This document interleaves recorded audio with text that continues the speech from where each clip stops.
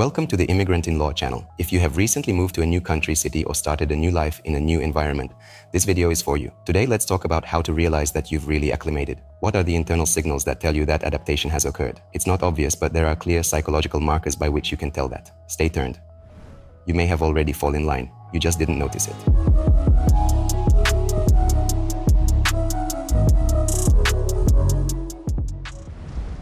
What does it mean to fit in? How do you realize that you are no longer just living in a new place, but that you have really adapted to it? We often think that adaptation is about language, documents, housing, and work. And these are really important aspects, but in reality, adaptation is primarily an internal process. You can learn the language, get a good job, get the routine and still feel like an outsider. Or on the contrary, you can live quite modestly, but feel that you are in place. Adaptation does not start from the outside, but from the moment when the mind stops perceiving the new environment as a threat. This is when you no longer wake up with a slight anxiety of where am I? No longer expect a pitfall from every new interaction. No longer live with a sense of temporariness. It's very important. Adjustment is not the same as fully fitting into a culture or dissolving into a new society. It does not mean that you have to give up your identity, habits, or mentality. You don't have to be like the locals. It's enough that you become comfortable inside. Adaptation is when the external environment is no longer perceived as hostile, when you no longer scan everything around you for risk or awkwardness. It's when your brain switches from survival mode to life mode. Yes, you may still miss home, remember the familiar, disagree with something, and that doesn't change the fact that you've already adapted. Psychological adaptation is not about giving up the past, but about the ability to be here and now without a sense of internal defense. So you've moved? It's been a few months, maybe even a year, and you're still not quite sure whether you're settling in or just tolerating? To distinguish between temporary adjustment and real settling in, let's look at some key psychological markers. These signals may be subtle, but if you notice them, it means that the adaptation process has really started and is going deep into the ground. You're no longer stressed about the little things in life. Do you remember the early days, when even buying bread could cause inner panic? When you thought 10 times about what to say, how to explain with a gesture, how not to embarrass yourself at the bank, pharmacy, or bus? If now you go to the store without mentally preparing, if you just live your life and don't feel like a survival trainee, that's a sign. Everything that used to require preparation now happens on automatic. Not because it's easier, but because your brain no longer considers it stressful. You've started to see the environment as safe. You have begun to perceive the language by ear effortlessly. It's not even about fluency. You can speak with mistakes, look up words, and still be adapted. The real indicator is when you start to hear the language, not just picking up bits and pieces, but hearing phrases in their entirety. For example, you're walking down the street, you hear someone arguing on the phone, and suddenly you automatically understand what the point is, without analyzing,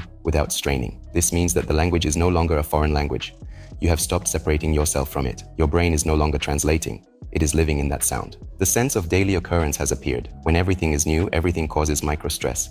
Even walking down the street is an event. You're scanning everything, evaluating everything, looking for logic. But suddenly there comes a moment when you're going about your business and you're just bored. Or, more accurately, habitually, the surroundings cease to excite you. The city becomes a backdrop, not an object of observation. You no longer want to photograph every house or wonder how the streets are cleaned. This is adaptation. When you stop being a tourist and become yourself, only in a different place. Gone is the constant comparison to over there. In the beginning, everything is compared. How they eat here, how they say hello, how they work. This is a defense mechanism. We are looking for points of support. It is easier for us when we feel, here we have it right, and here it is strange. But over time, that comparison weakens. Not because you have accepted everything, but because there is no need to analyze everything. You don't remember how it was at home in every detail. You just act, as it is customary here, or as it is convenient for you.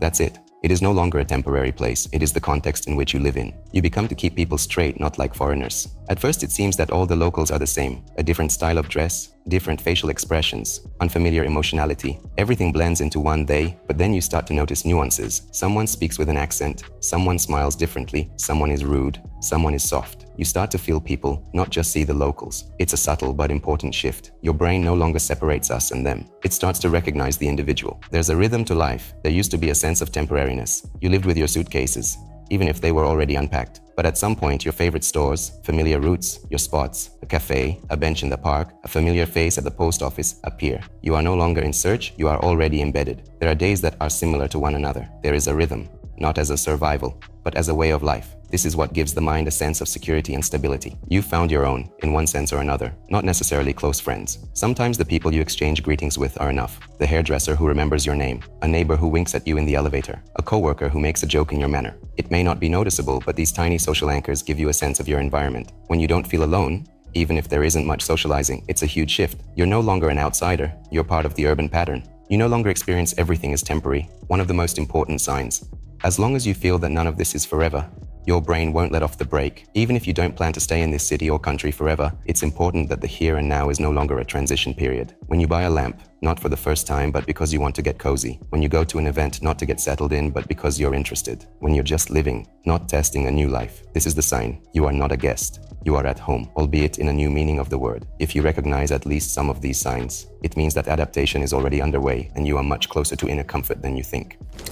Now let's talk about the countries where the official minimum rates are still noticeably below the European average. However, it is important to remember, a low minimum rate does not always mean bad conditions. In many cases, it is compensated for by low costs, flexible tax systems, or high housing affordability. And now one important point that is rarely talked about directly. Sometimes you may notice almost all the signs from the previous block, but still not feel completely in place. It's as if everything is normal on the outside, but on the inside, something is in the way. And here we come to the concept of psychological maturity in adaptation. Because adaptation is not only about not getting confused in buses or understanding the language, it is about not being afraid to be alive in a new reality, with all the emotions, doubts, inconveniences, conflicts. Adaptation isn't about liking everything. Mature adaptation is not rose-colored glasses. It is not when you are in love with the country and forgive everyone everything. It is when you can calmly say, yes, I don't like this, but this is fine. I've accepted this. I'm grateful for this. No negativity, no euphoria, no need to evaluate everything. You stop being an observer who sits in the corner and compares, how's it going? You become a participant. This is your environment, your space, your life. Even if in some ways, it differs from the perfect picture. Mature adaptation is when you know how to live, even when it's bad. At first, any encounter with a problem may be perceived as, I am not needed here. For example, if you are spoken to rudely in a store and that's it, the feeling of no one needs me here sets in. An adapted mind perceives such situations differently. You do not interpret every unpleasantness as proof that you are a stranger here. Mature adaptation is the ability to experience difficulties within context, not outside of it. You can be in a bad mood, fight, make mistakes, and yet not want to escape. You no longer see crises as a signal to retreat. You just live. You don't cling to control. In the early stages, we often cling to control. We plan everything, reassure ourselves, try to avoid surprises. The mind lives in the what-if mode. But mature adaptation is when you stop being afraid of spontaneity. You calmly accept unpredictability. Something can go wrong and it doesn't ruin your day. You allow yourself to not know, to not understand, to ask, to make mistakes. You allow yourself to be not perfect in a new environment, and this is a key sign of adaptability. You don't expect anyone to validate your normalcy. One of the psychological breaks is when you stop looking for external confirmation that you fit in here. At first, it's a constant. Did I say the right thing? Did I look stupid? Did they treat me okay? But over time, you just stop monitoring it. You become in touch with yourself. You no longer need someone to confirm you are insider. You just live, and that's enough. If you are accepted, good. If you are not accepted, it is unpleasant, but not fatal. You don't reduce everything to yourself. You don't devalue your identity. You can be yourself even if you don't fit in. This is probably the main indicator of mature adaptation. You don't try to conform to the local norm in everything. You don't copy. You don't blend in. You don't hide your individuality. And at the same time, you don't oppose yourself to your surroundings. You know how to be yourself in a new context without internal anxiety and tension. You don't lose your habits, language, humor, nationality, but you don't use them as armor. You are embedded, but not dissolved. You are present without struggle. Maturity is when you no longer consider yourself a newcomer. Even if you use this word in context with yourself as a joke, it no longer resonates inside. You are no longer new guest or on probation. You're just a person living here, with flaws, with mistakes, with questions, just like everyone else. And at some point, it doesn't matter to you how long you've lived here. You are present and it feels that way. If you recognize at least some of these descriptions in yourself, congratulations. Your adaptation has not just happened, it has matured. And if it's not for you yet, that's okay. Maturity comes not by the calendar, but by inner readiness. Now for the most important part of this video. If you've listened to this point and feel like almost none of the above resonated with you, that's no reason to think there's something wrong with you. That's part of the process too. Let's be honest. Adapting is not a marathon with a finish line and a winner. It's an internal journey, and everyone's journey is different. Someone enters a new environment quickly, almost painlessly, and someone stays on the distance for years, feeling like a stranger. And both variants are normal. Moreover, those who adapt slowly often do so more deeply, quieter, more inconspicuous, but for real. And if you're still having a hard time, if you wake up every day thinking I'm not at home, if you find it hard to go to the stores, if language makes you insecure, if other people's faces still seem not about you, if you have no sense of rhythm, no sense of footing, no sense of security, it hurts. But that doesn't mean you're failing. It means that your mind is protecting you in its own way. It's adapting slowly because for it, it's a way of survival right now. Some people instinctively try not to adjust too quickly. They take a pause, observe, look around, and there is nothing wrong with that. On the contrary, it is a very subtle mechanism of self-preservation. If you respect it, if you do not break yourself through force, A sense of stability will emerge over time. What can interfere with adaptation? Sometimes the break is not in the environment but within. Not because you are weak or overly sensitive, but because there is already pain behind you. Loss, broken connections. Moving can exacerbate old traumas, or it can become a trauma itself if it was forced, associated with emigration, stress, loneliness. If you notice a constant tension, apathy, isolation, a feeling of lack of self, do not ignore it. Perhaps you lack resources, internal or external. And here it is important to understand. Adaptation is not something you have to go through alone. Support is not a weakness. Talking to a psychologist, supporting communities, communicating with other migrants, joining interests, this is not a crutch. It is a support. We are not created to adapt in isolation. If it is hard for you, look for points of contact. Let them be small. Even the first ones. You don't have to make friends or fit in right away. Sometimes a couple smiles a week is enough, or someone remembering your name. It starts with the little things, and it's the little things that trigger that I'm not a stranger here feeling.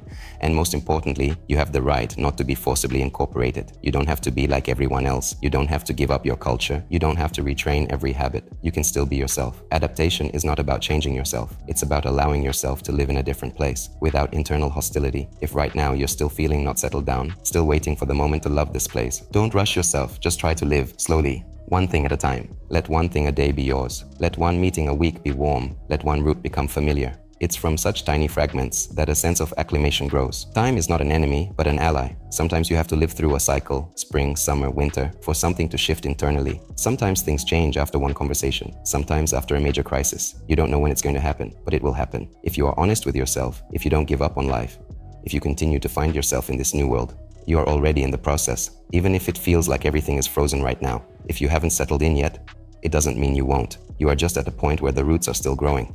And that's part of adaptation too. Adaptation is not a check mark on a checklist, not status, not external success. It's the feeling that you're here, that you're not struggling every day, not scanning everything around you for threats, not waiting for it to be over. You're just living, sometimes with joy, sometimes with irritation, sometimes with longing. But you live in a new reality, among new people, with new meanings.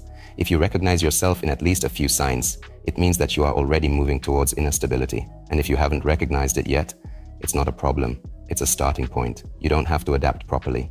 You have your own way. And believe me, it is worthy of respect, no matter how it is, fast or slow, smooth or through pain. Allow yourself to be in the process. No rushing, no self-judgment. Adaptation is not about becoming different. It's about becoming yourself in a new place. And if you are just planning to immigrate, leave a request for a free consultation with immigrant in-law lawyers. We will choose the best relocation strategy for you, prepare all the necessary documents, explain in detail the nuances of the law, and answer all your questions. We will analyze your case, your goals, your situation, without templates. Want to learn more or start the process today? Contact us. All contacts are listed in the description below this video. We're here to help you take a confident step toward a new life. Give us a like, subscribe to the channel, and ask your questions in the comments. I will be happy to answer them. Discover the world of opportunities with Immigrant in Law.